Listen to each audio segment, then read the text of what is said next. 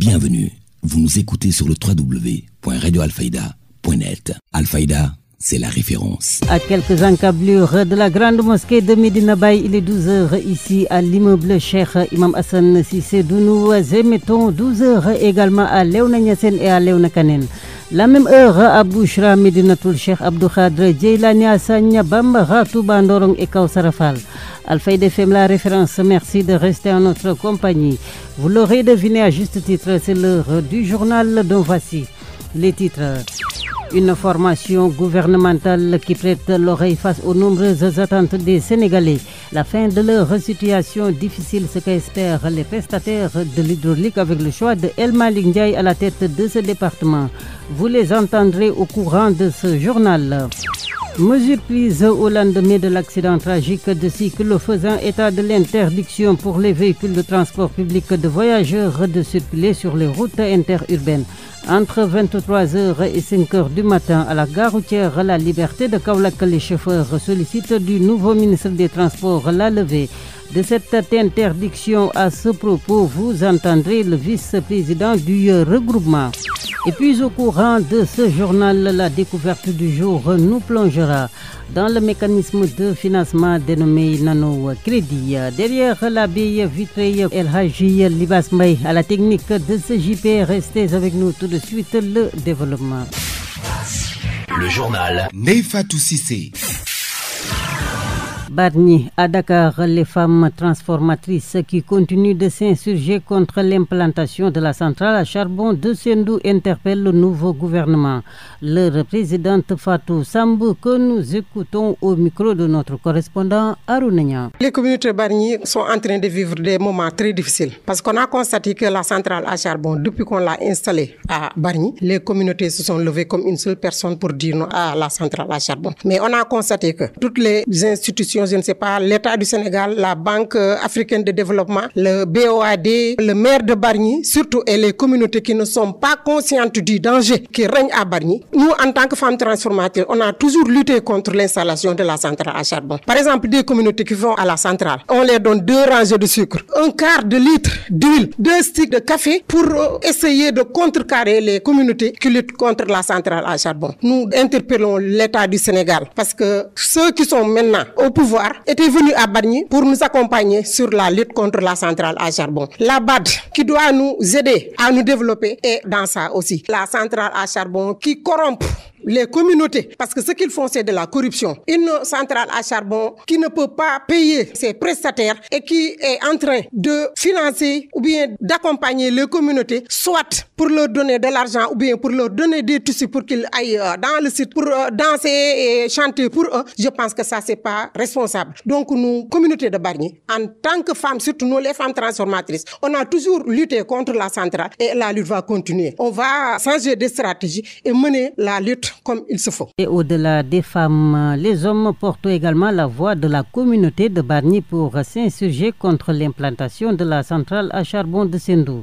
Écoutons-les. Notre propre objectif, c'est la délocalisation de la centrale. Rien d'autre. On continue. Peut-être il y a des gens qui pensent que est-ce que c'est possible? Mais nous savons que c'est bien possible parce que le charbon maintenant est révolu un peu partout dans le monde avec tous les maux que le charbon a causé l'humanité. Nous savons que les centrales à charbon, vraiment, c'est la fin de l'ère des centrales à charbon. C'est pourquoi même les autorités de la CES veulent maintenant faire la transition. Ils sont venus à Bargny pour dire que la centrale va être transformée à une centrale à gaz, mais nous savons que c'est de l'utopie. Les communautés, avec l'appui de LSD, ont déposé des plaintes depuis 2016 et cela a entraîné des vérifications de conformité du projet, mais aussi des plans d'action pour remédier aux non-conformités constatées. Et à ce stade, nous sommes à déjà 4 missions de suivi et seuls 10% des actions ont connu des progrès et 90% des actions sont toujours en cours. Donc nous, notre stratégie, c'est de continuer de mettre la pression à ces banques pour qu'elles se conforment à leur politique. Et je vous le disais tantôt, les travailleurs prestataires de l'hydraulique comptent voir leurs difficultés dissipées avec le nouveau ministre à la tête du département de l'hydraulique et de l'assainissement.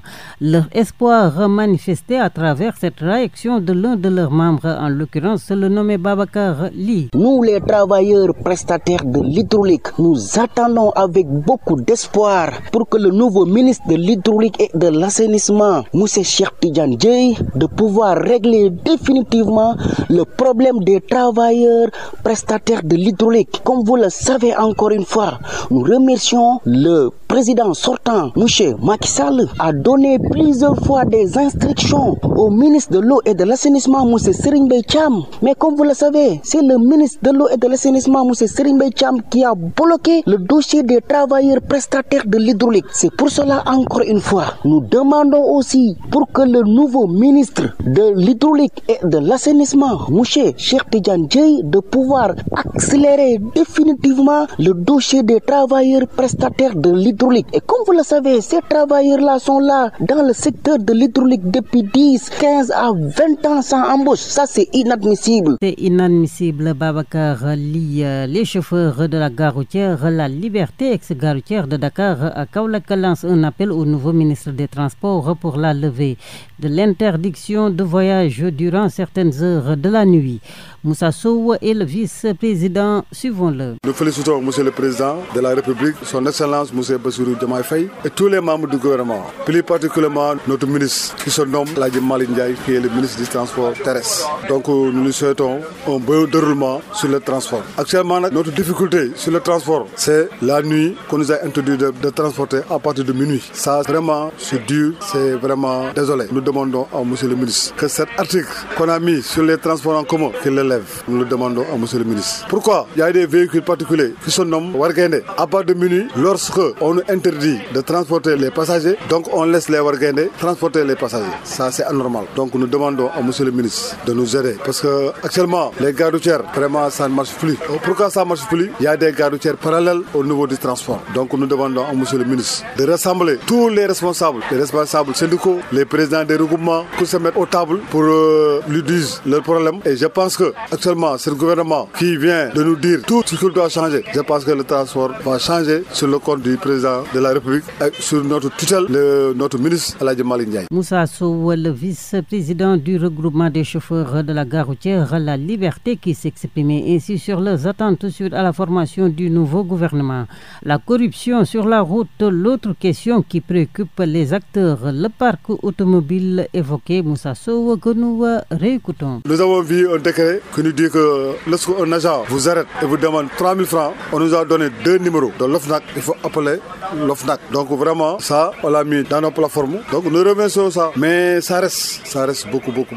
Donc vraiment, nous demandons vraiment de nous aider. Parce que le transport, vraiment, actuellement, ça ne marche plus. Les gares routières ne marchent plus. Et les gares routières rassemblent beaucoup de monde. Il y a les transporteurs, il y a les commerçants, il y a les mécaniciens. Et actuellement, les commerçants, les transporteurs, tout, rien ne marche au niveau des gares routières. Donc vraiment, nous demandons à M. le ministre de changer le transport du Sénégal. Par rapport à l'état des véhicules. À l'état des véhicules, ça ne nous arrange pas. Pourquoi? Il y a des véhicules. Si les gens l'arrêtent et le contrôlent physiquement, il ne va pas marcher. Donc ça n'arrange pas les véhicules. Donc peut-être, je pense qu'on parle des voitures particulières, pas de véhicules de transport. Nous nous souhaitons un bon séjour sur le secteur du transport. Ces dernières années, les ferrailleurs sénégalais n'ont pas le monopole des affaires. Un rétablissement, ce qu'ils sollicitent pour le développement du secteur.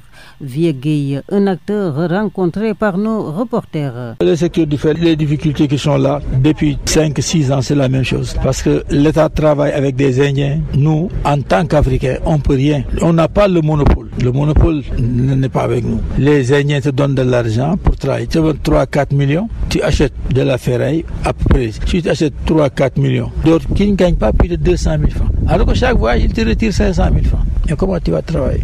Et puis actuellement, c'est un marché qui ne marche plus parce qu'il y a trop de ferraille actuellement. Chaque coin du rue, il y a quelqu'un qui achète de la ferraille. Chaque coin, chaque place. Les gens, tu loues en place à 20 000, 150 000. Tu ne peux pas acheter plus de 20 kilos par jour. Tu manges plus que ce que tu dépenses. Ils ne peuvent pas partir. Ça n'ira pas. Vraiment, ça ne va pas. Il faut que vraiment les Sénégalais qui sont là, on les attribue des licences pour qu'ils puissent prendre la ferraille là pour amener ça à l'étranger. Si nous avaient donné des licences, on peut avoir des parcs partenaires à l'étranger qui vont acheter la ferraille, qui vont donner de l'argent. Mais les gens qui sont ici ne te donnent pas 1 500 000. Par exemple, pour les batteries, il y a les Indiens qui sont là. Ils quittent Dakar, ils viennent ici, ouvrent un magasin, c'est eux qui achètent. Et c'est eux seulement qui ont le monopole d'acheter les batteries. Si un autre l'achète, on t'envoie en prison. Plus de formalisation pour assainir l'activité qui se noie dans l'informel, faute d'organisation, des pistes de solutions avancées par le ferrailleur Vieux-Guy dans ses propos recueillis par nos reporters. Nous souhaitons bon vent, qu'ils viennent. Ils savent ce qui se passe. On a beaucoup parlé avec eux, on a discuté avec eux, on a tout fait avec eux.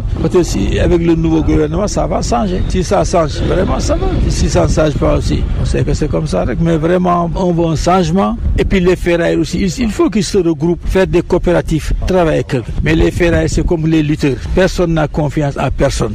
Beaucoup de ferrailleurs, déjà, ouvrent de la ferraille. Ils n'ont même pas de capital de 100 000 francs. Ils l'ont tout gâté, vraiment ça va pas. Non, les ferrailles, il y en a. Ferraille tout le temps, il y a de la ferraille. Parce que tout le temps, il y a les anciens camions. Actuellement, tu vois quelqu'un qui ne peut plus partir, comme il vend son camion, il vend 3-4 millions. Il y a les gens qui achètent ça. Après, ils vont découper ça, peser ça, vendre les autres pièces qui sont bonnes, les autres. Donc la ferraille, il y en a toujours. Ce qui manque, c'est de l'argent et une bonne organisation. Il n'y a pas d'organisation. Même si de la ferraille, s'il y a la ferraille dans la région, par exemple, les gens préfèrent aller à Dakar, chercher un partenaire, lui vendre ça que de vendre ça au Saloum. Tu trouves ça normal? Un Sénégalais, tu dois acheter quelque chose pour le vendre. Il y a un Indien qui installe ici, il a le monopole, c'est lui qui achète tout. Même toi, si tu achètes, il t'augmente 10 francs ou bien 15 francs et tu lui vends ça. Vous suivez le journal. Vous nous suivez toujours donc sur les ondes de la référence Al-Fayda FM 90.1, émettant depuis l'immeuble Cheikh Imam Hassan Cissé dans la cité religieuse de Medina Baye et en direct du studio Alioune Momar Alilou. Maladie transmissible de l'homme à l'animal et vice-versa. Dans ce midi, nous faisons un retour à l'atelier de sensibilisation à l'actif de l'ONG Agronome Vétérinaire Sans Frontières entre Vélingara et Kédougou. Le coordonnateur national Moussa Baldé. Là, nous avons un nouveau projet qui démarre, qui est une suite un peu du projet Kebal que vous avez connu dans le département de Vélingara, qui est un projet ONELF, donc sur une santé unique. Donc ça veut dire travailler sur les différentes problématiques, notamment santé humaine, santé animale et santé environnementale. Et là, nous venons d'acquérir un nouveau programme sur 3 ans qui va concerner les départements de Vélingara et de Kédougou. Et dans chaque département, il y a 3 communes qui sont concernées. Donc voilà, aujourd'hui, c'était le lancement officiel du projet pour commencer la mise en œuvre pratique des activités sur le terrain. En fait, ce projet, il va mettre l'accent sur les zoonoses. Et sur les zoonoses, c'est-à-dire les maladies transmissibles de l'homme à l'animal et vice-versa. Sur ces zoonoses, nous allons mettre l'accent sur l'anthrax, donc c'est le charbon bactérien. Donc l'idée déjà, c'est de capaciter les communautés sur toute la partie détection, prévention et ensuite riposte. Ensuite, il y aura une deuxième volet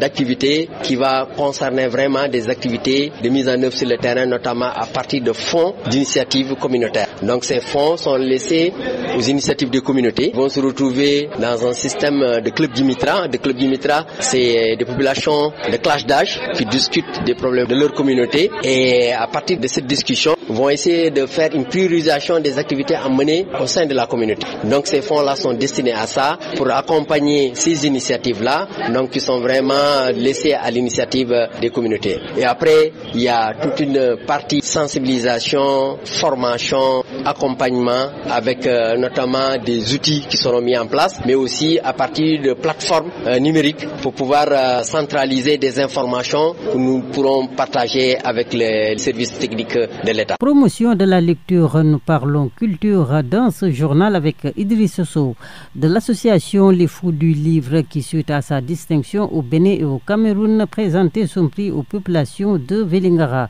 Nous l'écoutons dans ses propos recueillis par notre correspondant Babacar Diouf.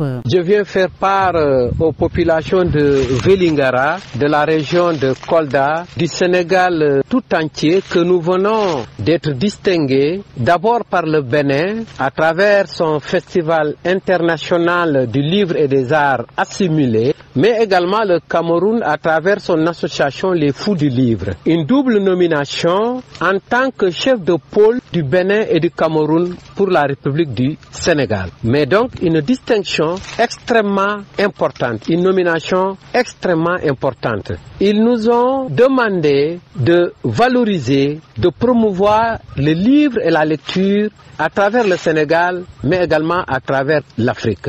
De faire en sorte que le livre devienne le levier sur lequel il faut actionner, sur lequel l'État du Sénégal, le ministère de l'Éducation nationale, mais également les collectivités territoriales, à travers la mise en place de réseaux de lecture, de bibliothèques, de coins lecture, de favoriser le développement de la lecture, mais également du livre. Il faudrait, compte tenu aujourd'hui de la baisse de niveau, des rendements internes et externes extrêmement faibles, du fait qu'aujourd'hui nos enfants ne s'expriment pas bien en français, nos enfants n'ont pas un niveau de langue extraordinaire, il faudrait que par le développement de la lecture, par l'accès du livre à tous et pour tous, que véritablement on arrive à relever le niveau des enfants. Faire en sorte que le livre soit partout, dans les cuisines, dans les salons, en plein air, dans les écoles, dans les champs. C'est cela qui permettra aux gens de se développer. C'est par la culture qu'on s'élève,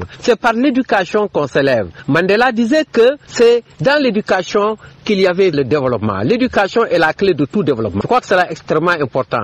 Les Camerounais ont compris cela. Les Béninois ont compris cela. Pourquoi nous autres Sénégalais ne devrions-nous pas valoriser cette dimension culture, cette dimension lecture, cette dimension livre auprès donc de nos enfants? Pourquoi n'aurions-nous pas des bibliothèques un peu partout dans nos écoles? Pourquoi n'aurions-nous pas des coins de lecture un peu partout dans nos quartiers? Plutôt que de s'occuper du folklore, plutôt que de s'occuper de la politique, pourquoi s'occuper véritablement de choses mondaines qui ne nous apportent rien, qui ne nous aident pas à nous élever? Pourquoi nous ne devrions pas valoriser tout cela qui permet le développement par la culture, par le livre, par le savoir? Voilà comment il faudrait comprendre l'importance de cette distinction que viennent de nous octroyer les Camerounais et les Béninois, au-delà de toute l'Afrique entière. Idriss Sow, suite à l'initiative des rencontres de proximité, le Conseil d'administration de l'avenir de l'enfant de Rufisque déroule un programme d'évaluation. Membre du Conseil El Hadji Maodo John, que nous écoutons avec Arouna. Chaque fois, nous avons formé des cellules ADE partout. Dans chaque quartier, on a mis en place 3 ou 4 personnes qui font partie des cellules de quartier ADE. Et ces cellules-là que nous avons convoquées avec les Badianogor avec qui nous avions travaillé. Et c'est simplement pour faire l'évaluation des journées passées et de planifier éventuellement comment des activités éventuelles. Parce qu'il y a tellement de répétitions, tant scolaires que dans les familles et un peu partout. Donc les enfants actuellement sont presque à la marge des normes sociétales. Sociétal El Hadji Maodo John, d'où l'importance de la sensibilisation pour l'abandon de certaines pratiques très nuisibles pour l'enfant.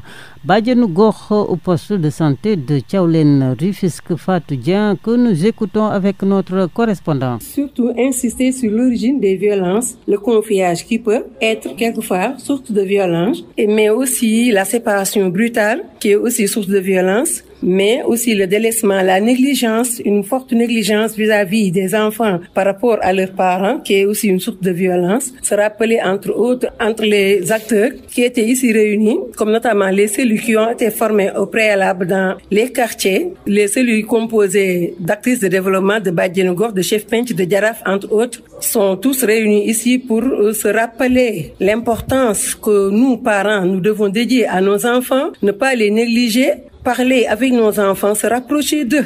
Moi, ce qui me fait trop mal, c'est la violence sexuelle qu'on rencontre actuellement. C'est trop récurrent actuellement partout. On voit des violences qui sont faites aux enfants et au finish, ça va faire aux enfants des séquelles traumatisées, des enfants traumatisés, des enfants qui, même si c'est des filles, ils refusent même de se marier. C'est un cas que nous avons partagé et ces partages-là, on va les démultiplier dans les quartiers.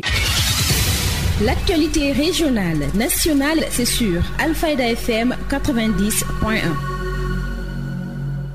Et je vous le disais également dans les titres, à la découverte de ce midi, le non-crédit, un mode de financement mis en place par la délégation générale à l'entrepreneuriat rapide des femmes et des jeunes. Suivons à ce propos les explications de Mme Amindaou Attal de Ansaroudine. Le nanocrédit est un produit financier de proximité, accessible et souple, permettant aux bénéficiaires de développer ou de créer des activités quotidiennes. Donc les financements octroyés par la DERFJ à travers le nanocrédit contribuent à l'autonomisation économique des femmes et des jeunes, mais ils visent aussi à soutenir les initiatives d'auto-emploi ainsi que l'inclusion socio-économique des femmes et des jeunes. Effectivement, on peut dire que c'est vraiment un appui pour les femmes, surtout celles qui n'avaient pas la possibilité d'accéder au financement classique. Donc, en plus des crédits reçus sans garantie d'un montant de 50 000 à 1 million par le biais des opérateurs de monnaie électronique, les femmes bénéficient aussi de la DER, des formations de renforcement de capacité, en tout cas les championnes du produit nanocrédit pour mieux développer leurs activités. Le crédit est destiné aux cibles les plus vulnérables, mais qui exercent principalement des activités génératrices de revenus et au jour le jour, ayant la possibilité de rembourser partiellement par anticipation ou par échéance avec un taux de 5% et une durée flexible ayant de 3 à 12 mois. Les bénéficiaires assurent normalement leur remboursement. Mais il faut reconnaître aussi qu'il y a des retards. Pour le département de Kaolack, donc le nombre de bénéficiaires femmes du nanocrédit est de 6 522, soit 65% du nombre total qui est 10 033 bénéficiaires. Actualité internationale. Sur l'international, une page qui porte donc la signature de nos partenaires de la Voix de l'Amérique. On commence par l'actualité américaine. Les États-Unis, le Japon et les Philippines devraient annoncer de nouveaux exercices navals conjoints avec l'Australie, semblables à ceux qui ont été menés il y a quelques jours dans la zone.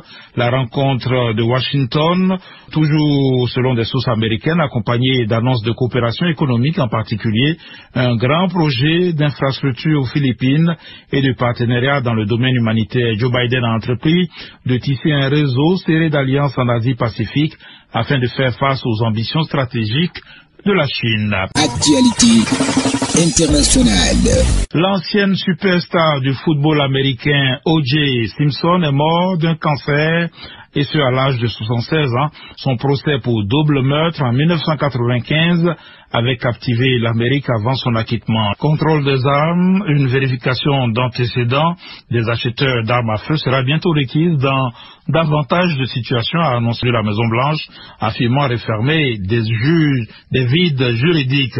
Dans un pays qui déplore autant de tueries, l'administration du président Joe Biden pousse pour davantage de régulation et face au blocage régulier au Congrès pour des réformes d'ampleur, en revient donc à utiliser son pouvoir réglementaire. Actualité internationale. Le Parlement ukrainien vote une loi controversée pour mobiliser plus d'hommes.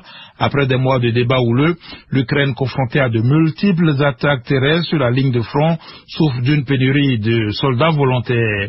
Le Conseil de sécurité de l'ONU a pris note ce jeudi de la promesse d'Israël d'ouvrir plus de points de passage pour l'aide humanitaire à Gaza, tout en l'appelant à faire plus pour permettre de répondre aux besoins de la population. Actualité internationale.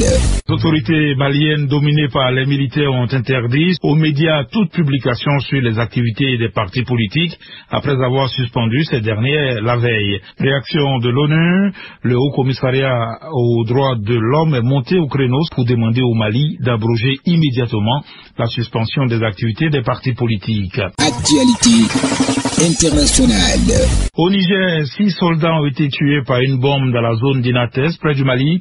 L'annonce a été faite par l'armée, qui ajoute avoir neutralisé au moins une dizaine de terroristes dans des frappes aériennes des deux côtés de la frontière. Actualité internationale. Au Togo, plusieurs partis de l'opposition ont appelé la population à participer massivement aux manifestations prévues demain vendredi et samedi à Lomé, la capitale, pour protester contre la nouvelle constitution malgré l'interdiction des autorités. Le Togo a reprogrammé la tenue des élections législatives au 29 avril après leur report dans le contexte de l'adoption d'une nouvelle constitution.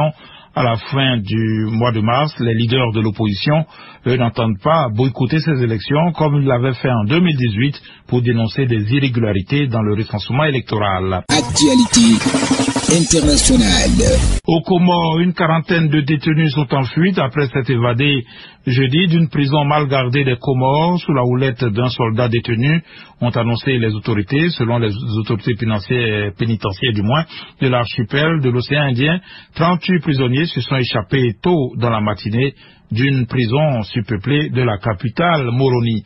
Et puis, le vice-ministre ukrainien des Affaires étrangères a inauguré aujourd'hui une ambassade ukrainienne en Côte d'Ivoire, après la RDC, mercredi, dans un contexte où l'Ukraine tente de contrer l'influence de la Russie en Afrique. Actualité internationale et sport.